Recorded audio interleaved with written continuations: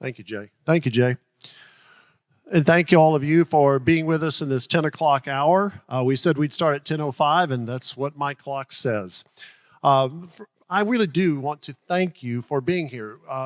Contrary to appearances sometimes, we really do design weeks in advance what we do for our church council, what we do for our sermon series, and we really hope that what we have done in these last weeks for this sermon series sort of syncs up. As we've talked about disorder, order, reordering, we're hoping it becomes part of a larger conversation as we grieve what has been and we can never go back to. But as we also face forward into a future that, as I've said in my sermons, is just beyond the horizon, creating a new order that we know will give us a place of comfort and strength and standing, but we can't see exactly what it looks like yet.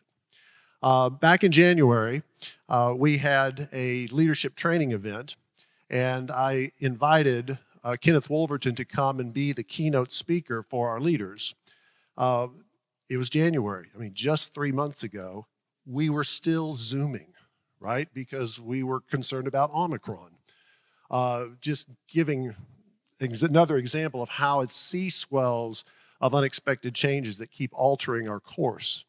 But the response was so positive about Kenneth's forthright understanding of the church, the culture, and how we might start thinking differently about culture and church.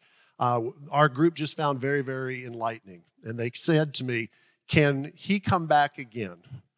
And can we get more people to come and be present? And so I said, sure, if he'll come, and Kenneth was gracious enough to come.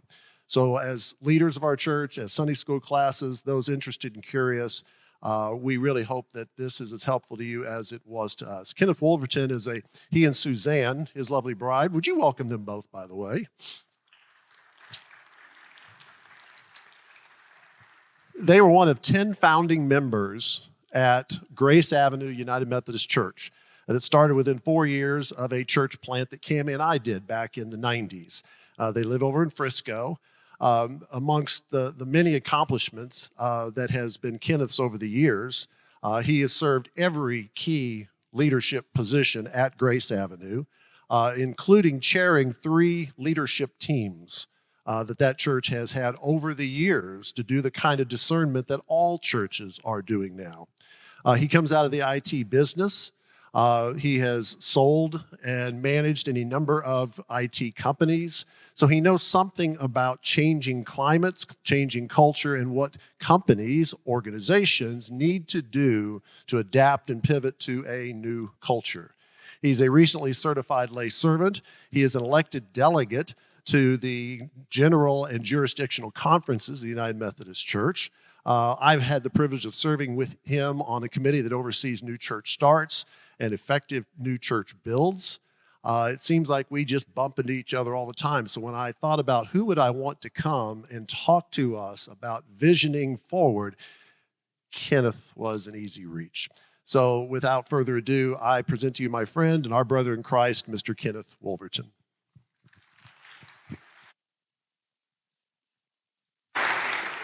Well, thank you, Matt. And let me just say I am thrilled and excited and honored to be talking to you this morning. And I want to just say the fact that you're doing this makes you one of the few churches that are really beginning to have the conversation about what is it going to take to be impactful in a post-pandemic world. And so, as Matt said, I did this presentation back in January with the leadership team. So if you're a part of that leadership team and you're seeing this for a second time, I hope that there's maybe something that you missed the first time that you see this morning. And if you've never seen it, then my hope and prayer is that there's maybe 2 or 3 things that you can begin to take and think about for your church. And so let's get rolling. I'm going to do that by starting out with a question. So let's take a look at the question. So the question is, will your church be here in 10 years? Now that seems like a really difficult question. Matter of fact, some of you may be offended by that question. I'm going to ask you, don't take it personally. I'm asking the question for a reason. And the reason is, before the pandemic, there was a study that was done, and the study, there we go. So before the pandemic, a study was done, and in that study, it looked at the number of houses of worship in the United States. And what I'll tell you is that there's about 384,000 houses of worship, and that's not just United Methodist churches, that's all houses of worship. And this study said that within the next few years, we would be closing down 100,000 of those 384,000 churches, or about 25% of those churches. Now, to bring that a little closer to home, in the North Central District, in which I'm also the lay leader for the North Central District, we have about 60 churches. That means in the next few years, and for the sake of argument, I'm going to say the next few years is 10 years, that means we're going to be shutting down 15 of our churches in the next few years. I know of 3 that are struggling right now. So we're pretty much on that pace.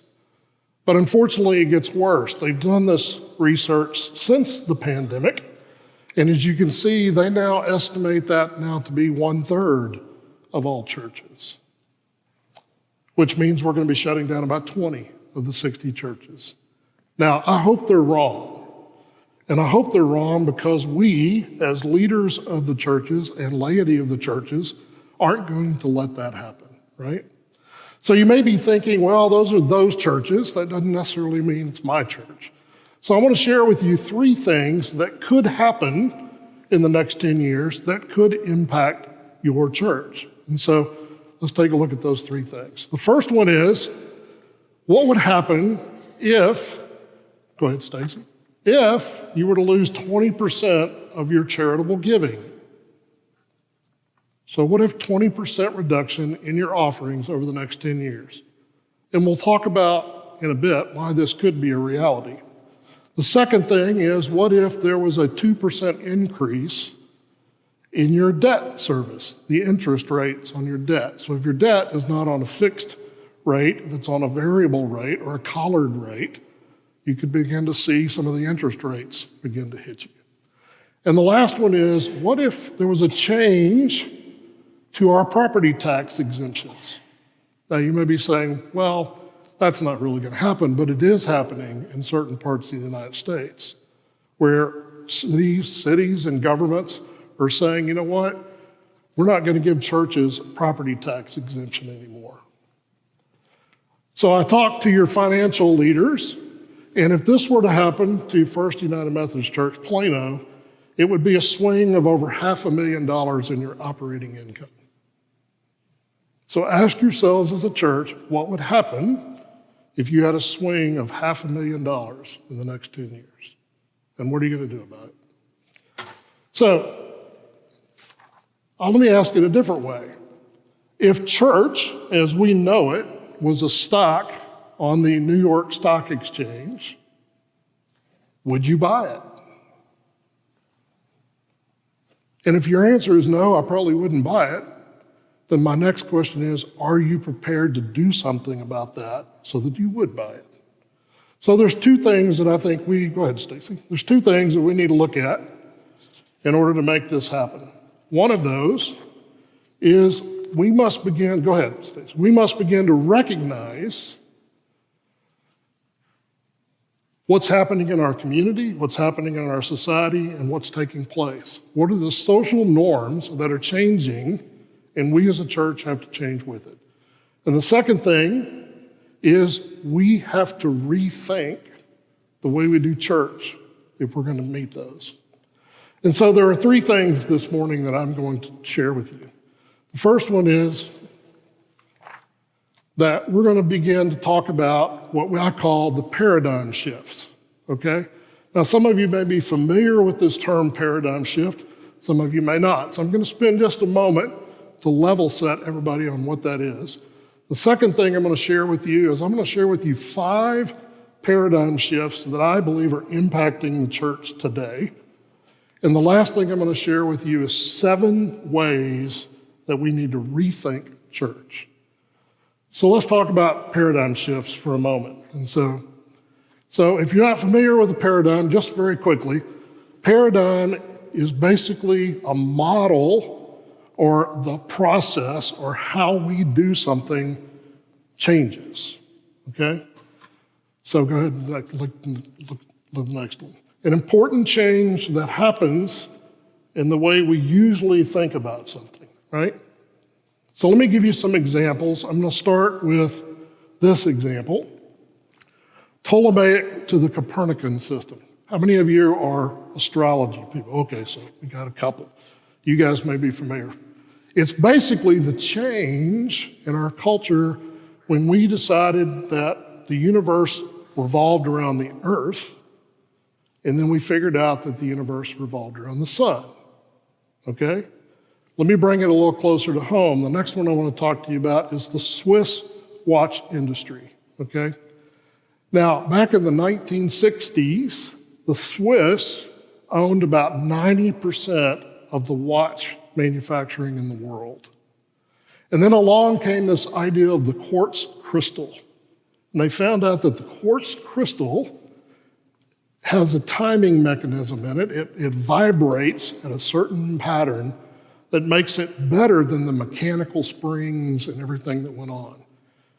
And in the late 60s, early 70s, Casio from Japan and Texas Instruments from the United States took this technology, and within 10 years, the Swiss watch manufacturing lost over 50% of the market within 10 years. Let me just give you a couple of facts about this to show you what happened. So in the Swiss, they went from 1,600 companies to 600 companies in less than 10 years. They also went from 90,000 employees to 28,000 employees in 10 years. Now, the crazy thing is, the people that figured out the quartz crystal were the Swiss. Let me just give you 2 more examples very quickly. Go ahead and put those up, Stacy. So the first example I'll give you is Blockbuster, right? How many of us remember Blockbuster, right? We'd spend about as much time trying to figure out what we were going to watch as we did actually taking it home to figure it out. Then we'd watch it, and then, don't forget to rewind it, because if you forget to rewind it, you got to pay a fee, and then you got to get it back in time, right? Well, along came a new company, Netflix, that said, we're going to change the way we watch movies, right? Now, the crazy thing is the co-founders of Netflix decided fairly early on in the company's history that they were going to sell. And they brought the idea to, of all people, Blockbuster. And Blockbuster said no. And then Blockbuster is no longer here. Let me give you one last example that we can all relate to. Sears and Roebuck, been around for hundreds and hundreds of years. I bet you can guess the next graphic, right? Along came Amazon. Sears and Roebuck is gone. So what can we learn from this idea of paradigm shifts? Well, I think there's a couple of key lessons that we need to learn. And those are, go ahead. The first key lesson that we can learn is everyone goes back to the start, right? When there's a paradigm shift, everything starts over. The second thing is those that hold on tightly to those old paradigms get replaced. And the last thing, which I think is good news for us, is a shift in the way things are done does not necessarily mean that we don't still want the same things. People still wear watches.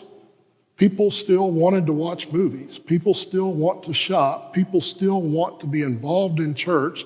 They still want a spiritual formation, and they still want to serve their communities, right? That's the good news, right?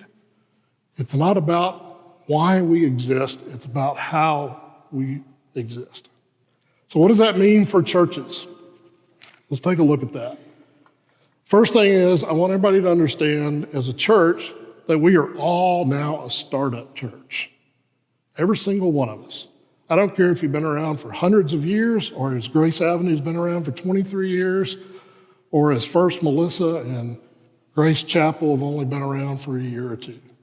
We're all startups in this new paradigm shift that we live in. The second thing is, the way we've done things for years may no longer work. And that's a scary, scary thing. But we got to get our heads around it, and we got to be okay with it, and we can't fear it. The last thing is, we've got to be really, really good at understanding those paradigm shifts and then thinking about how to change our own thought patterns to be the impactful church that we want to be going forward. So, some of you may be thinking right now, Kenneth, why are we listening to you? You're not a preacher. You've never served a single hour in a seminary school. Well, I want to share a couple things with you. The first thing is, I've spent my life in business taking advantage of paradigm shifts. I worked for a little startup company called Compaq that grew into one of the biggest personal computing powers in the 80s. And it was all based on the paradigm shift that we were moving from mainframes to personal computers. I then went on to create a company called Paranet that basically, the paradigm shift is we were now looking at distributed networking, but nobody knew how to manage distributed networks. That company grew to 2,200 employees within 3 years across 52 cities in the United States, all because there was a paradigm shift in the way we did it. I then went to a company called CyrusOne that started building data centers because there was a paradigm shift in the way we were storing data. And you may have heard something called the cloud. Cloud computing came around. And the last company I was a part of was GW Communications, or what's called glass and wire communications, because there was a paradigm shift in the way we were looking at cellular data and mobile networks. I tell you all of this because I'm telling you, you don't have to be afraid of these paradigm shifts. You can take advantage of them. The next part that I want to share with you is I've also haven't done this just in the for-profit world. I've also done it in the nonprofit world. I just got through serving the last 3 years as president of a nonprofit called Frisco Fast Packs that serves children in Frisco. I'll talk more about that. As Matt said, I've been a part of Grace Avenue. I've looked at these shifts. I've looked at these strategies. And I'm also part of the ACE program, or Accelerated Church Expansion. I'm working with 3 other churches in their strategies right now. I don't tell you all this to stand up here and brag. I tell you all this to say you're right. I'm not a clergy. I'm not a preacher. But I do feel like God has given me the experience and wisdom to do exactly what we're doing right now. And that is to share some ideas about what we need to do to go forward. So let's look at that. We're going to look at 5 paradigm shifts. The first one is what I call the culture shift or society shift. And I want to sort of explain it to you. So if you look at Sunday mornings and you think about a little bit further back, Sunday mornings used to be reserved for church, right? We had the blue laws. We didn't do anything else Sunday mornings. There was nothing else to do Sunday mornings. You would never dream of having a soccer game or a baseball game or a football game for kids on Sunday mornings. That's just not what we deal with today, right? So think about for a moment what we go through today, right? So every single morning, this is what happens in our homes. There's this question.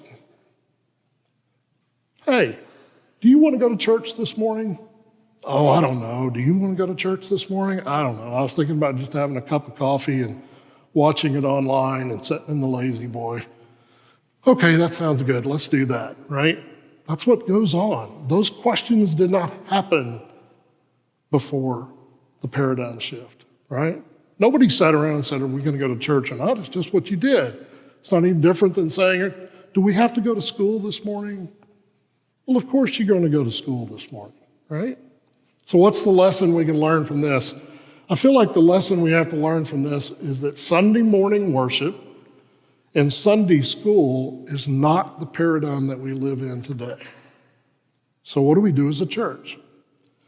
Second paradigm shift that I want to talk to you about is what I call the generational shift. And I think we have to understand as a church that we are currently serving 6 different and distinct generations. Now, I'm going to show you a graphic in just a minute. Well, or I'm going to show you a graphic right now.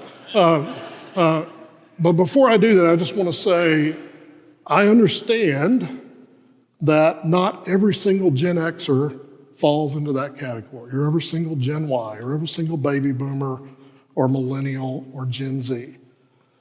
What these graphs show us is the sort of average ideas or the trends that we see within these generations. So let's put that up. And what I want to focus on is what's called life aspiration for a moment. I realize that's very difficult to see from where you guys are. Let's go ahead and look at the aspiration side of it for a moment. And before I do, you guys may see there are 5, but Kenneth, you said 6. Unfortunately, this is a little old. I'm having difficulty finding data because of the pandemic. There's actually a new generation on the right side called Generation Alpha. And those are people that are born after 2013. But let's take a look at aspiration. So if you look over at the maturest generation, their life aspiration was home ownership. That was it. If they got to a point that they could afford a home, then they felt like they had completed life. If you go all the way over and you look at some of the things, job security for baby boomers was a huge aspiration. You then go into work-life balance, freedom and flexibility, security and stability. My point is, what people aspire to is different. The way things trend are different. The way people do things are different. Let's move on, Stacy. So, a couple of things that I think we need to learn from this. First one is, church has to realize, go ahead, that the maturest and the baby boomer generations are not going to save the church. They're just not. But that is where most of our church focuses. That's been the way we've done church. Why? Because for a lot of years, baby boomers were it. But they're not anymore. Second thing I need to sort of share with you guys is my question to you as a church and church leaders is, do you know what those other generations want from church? All right. The other thing I want to share with you from this paradigm shift is this. As a church, we tend to push information to people, right? And I feel like we've got to change that to where we begin asking people, what do you want from church? And how can we help you? So I think the lesson here in this one is one size doesn't fit all. And we got to move from a push to a pull kind of mentality, right? Third paradigm shift is what I call the membership shift. This particular shift has to do with the idea of membership, obviously. So let's look at job security or attitude toward careers. Once again, you sort of start on the left. Jobs are for life was the maturest attitude. You then get into career-minded baby boomers. You get into Gen X, which is looking at their careers, but they're not necessarily aligned to any particular company or where it is. Move all the way to the Gen Zs, which are all about self-promotion, right? You get into TikTok and Facebook and YouTube videos. It's all about their own branding and what that is. So what can we learn from that as a church? The thing we can learn from it is the idea of membership does not resonate with some of these other generations. If you look at bowling leagues, Masons, United Methodist Women, United Methodist Men, any organization that relies on membership, what's happening right now? They're losing members and they don't know why. Well, I tell you, part of the reason why is because it just doesn't resonate with some of these other generations. They're not about membership. They're about being a part of something. They're about being involved in something. But the idea of membership doesn't work. So we have got to move from this idea of membership to relationship. And what does that look like? Next key learning shift is the learning curve shift. Now, this is pretty easy to understand, right? Before, we used to stand up in front of people lecturing, just like we're doing this morning, and then we began to move to this new idea of work collaboration.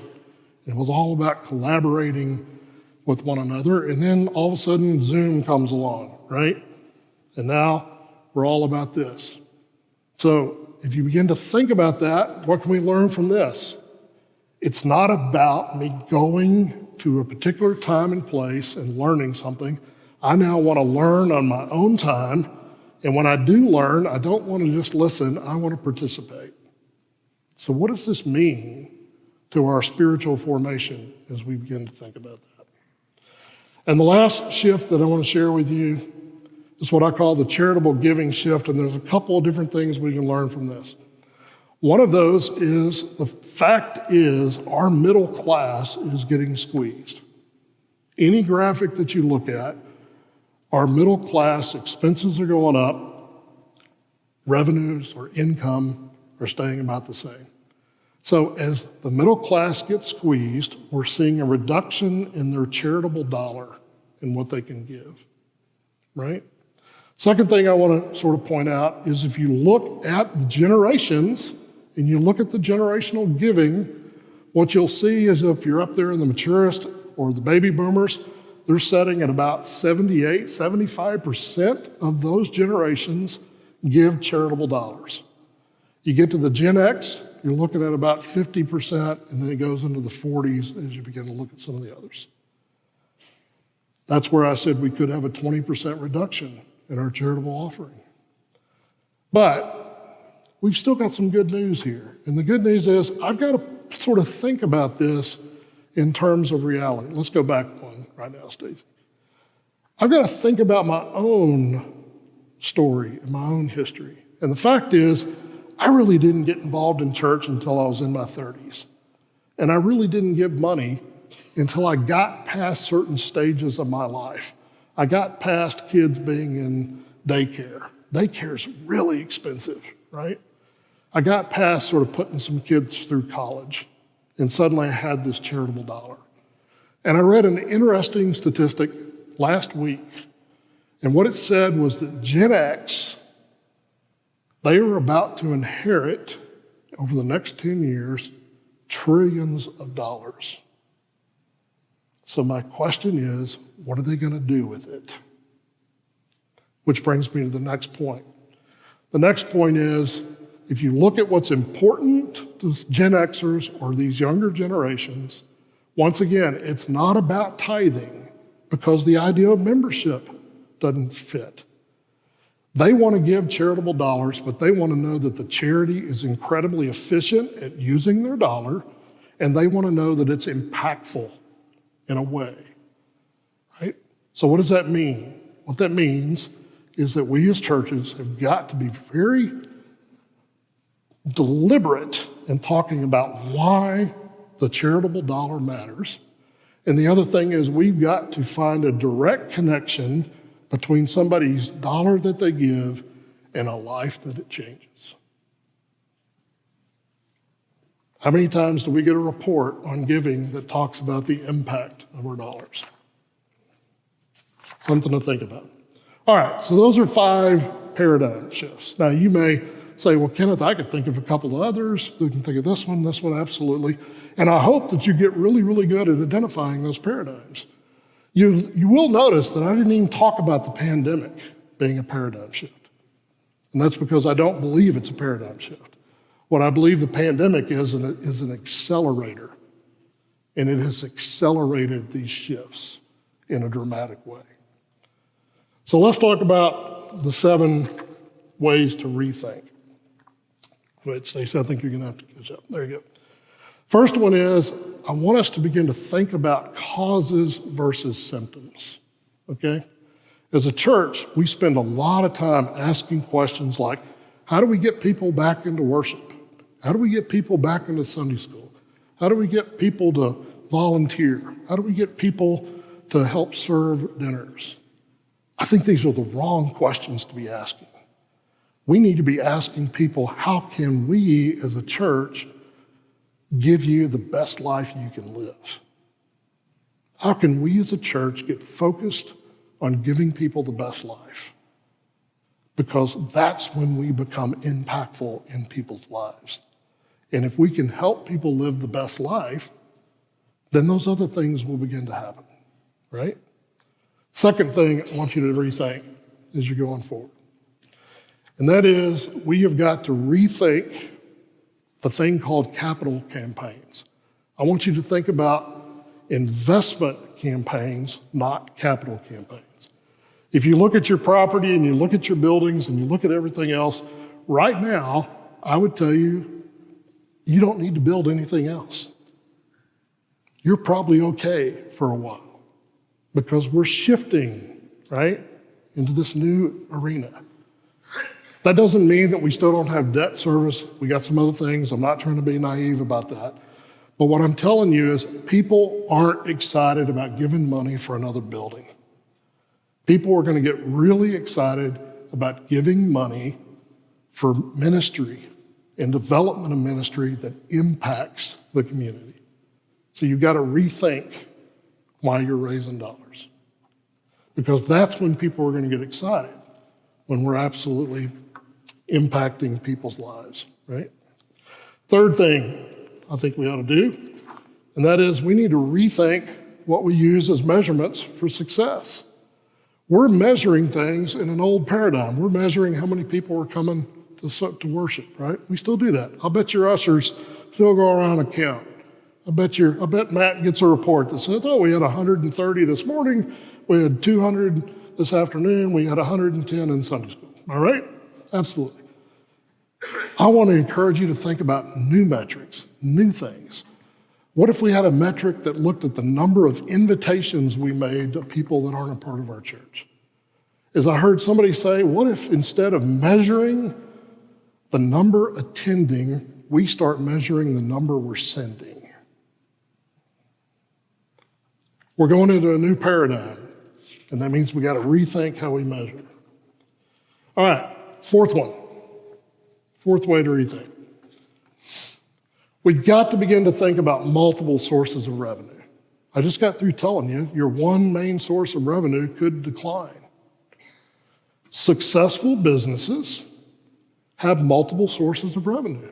That's just a fact, right? So let me give you an example. So you can see here, they're more stable business, freedom to do more, but I want to give you an example of something I heard about a church in California.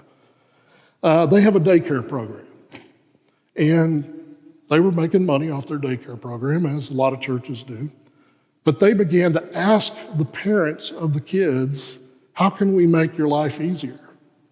And the parents said, oh, you know what? We usually pick the kids up, then we have to go buy dinner, then we get home, everything else. We're tired of eating out. Well, this church had a kitchen.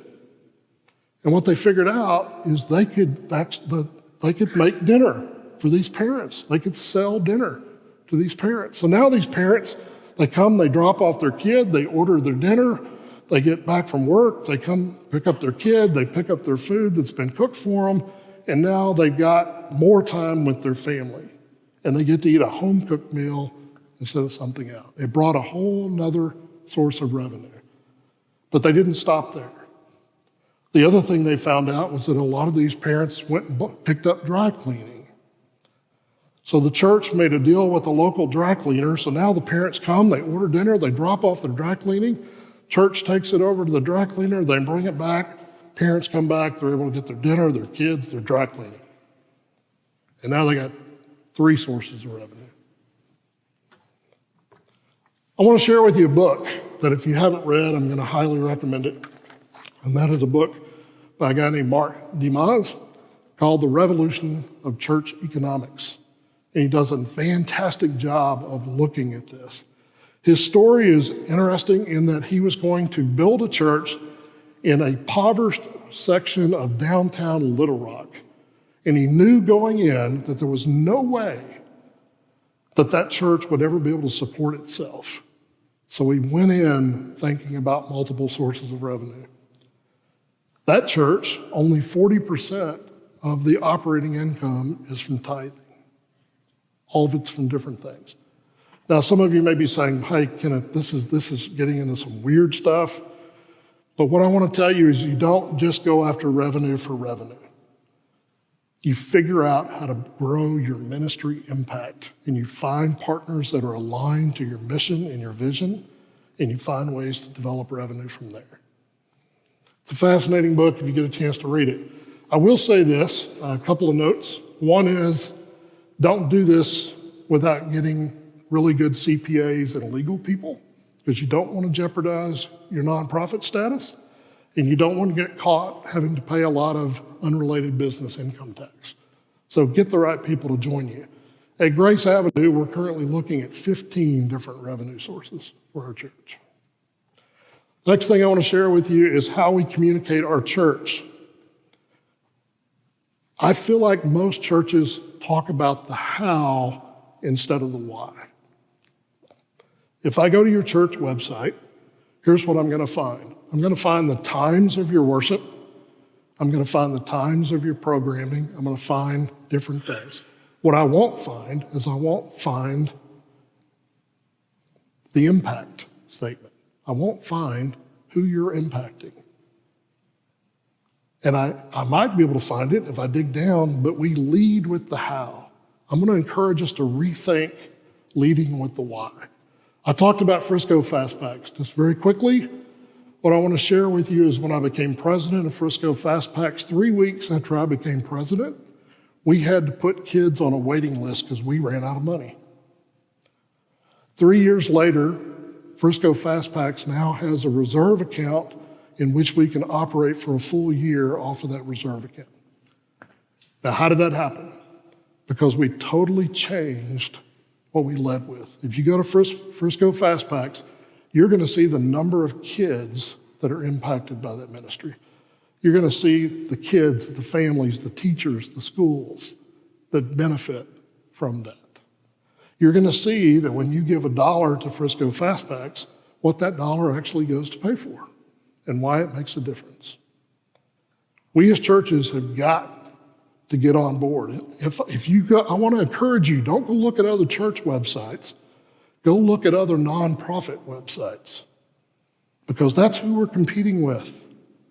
Because in the younger generations, remember, it's not about this concept of membership and I should tithe. It is, I've got my charitable dollar and where am I going to put it? We have to recognize that we got lots of charities competing for that. All right, next one.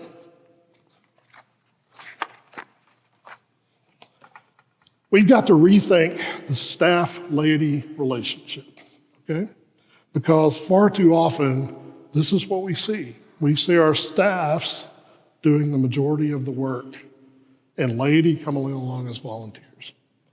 Now, if you're staff in this room, I want to look at you as well, because you're part of the problem.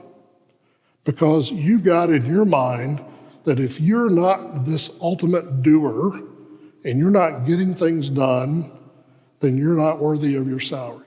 And what I want to share with the staff in this room is you've got to rethink your mind from being a doer to being a facilitator, an empowerer, a trainer, you've got to figure out how to change your mindset. And if you're part of Laity in this room and you volunteer, I need you to change your mindset from being a volunteer in a mission to becoming a mission champion in your church.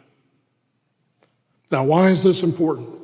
What I want to share with you, coming back to Frisco Fast Packs, and you may not know this, churches are about the only nonprofit that doesn't have to report overhead dollars being spent.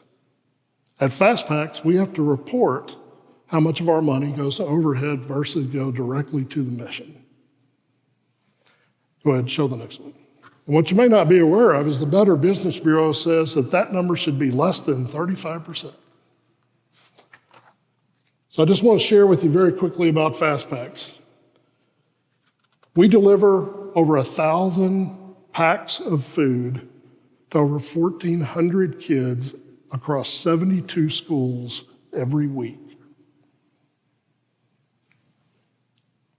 It requires hundreds and hundreds of hours of volunteer time. Somebody's got to go pick food up.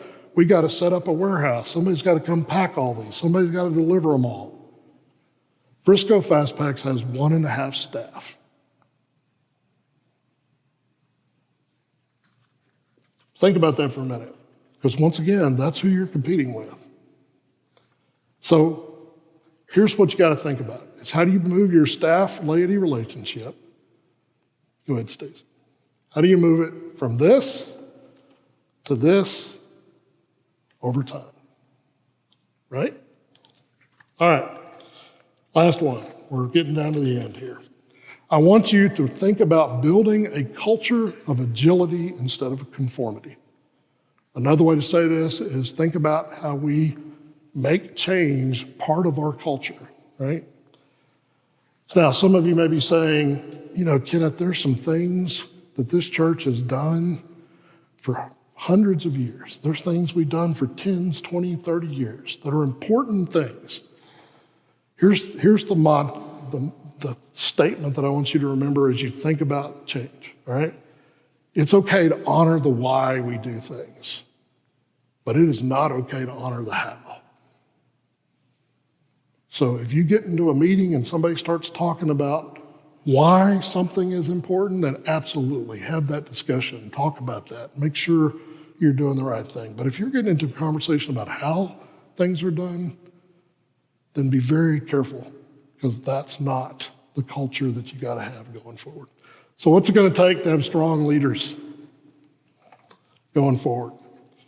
I think the answer is we got to become really, really good at understanding these paradigm shifts, right? And what it means to us. We've got to understand that we don't have to fear them. We don't have to fear the change. What we have to do is we have to figure out how to take advantage of them, right? How do we take advantage of these changes so that our church continues to be impactful to the community that we're in? And the last thing is change the way you think, change the way you lead. Don't be stuck in the same paradigms. So I started this conversation by asking, will your church be here in the next 10 years? And here's what I would say. The mere fact that you're having discussions around order, disorder, and reorder, the mere fact that your leadership team is going through holy conversations, the mere fact that you're doing these things, then my answer to this question is a resounding yes. And if First United Methodist Church was on the New York Stock Exchange, I'd probably go buy it. So with that, I know I've thrown a lot of stuff at you guys, and it's my sincere hope that there are, once again, 2 or 3 things that maybe you take away. Unfortunately, we don't have time for questions, but I'm going to be around if anybody wants to talk. And you've got my email up there. I'm happy to answer questions at any time. I want to thank you for being here, and I want to thank you for taking the time to rethink church. Thank you. Thank you, my friend.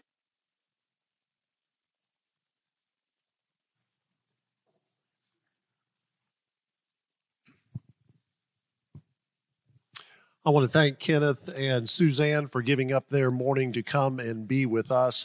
Know that this is a conversation that has been in process really since our leadership equipping back in January.